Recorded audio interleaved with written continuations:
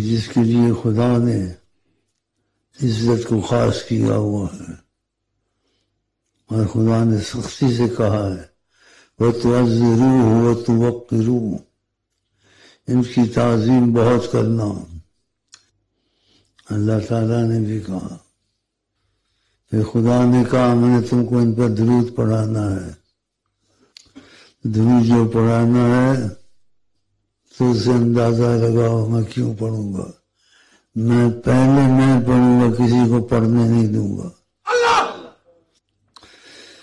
پہلے میں پڑھوں گا درود۔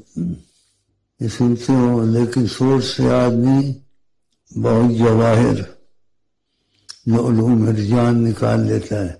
اس میں یہ بات نہیں ہے، اس بات میں یہ بات نہیں ہے، اس بات میں یہ بات نہیں ہے، اس بات میں بہت باتیں ہیں،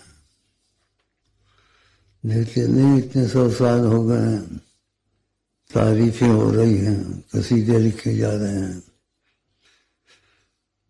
ان اللہ وملائکتہ یصلون علی النبی، اس کی تفسیر ہی مشکل ہے۔ ہاں جب آدمی سوال کرتا ہے تو سوال ایسا ہوتا ہے وہ سمندر بھی کھول دیتے، سمندر کی سیاہی ختم ہو سکتی ہے، درخت میں کلمے بن کے ختم ہو سکتے ہیں، وہ تعریف نہیں ہو سکتی۔ ان اللہ وملائکتہ یصلون علی النبی، اللہ اور اس کے فرشتے درود پڑھتے ہیں،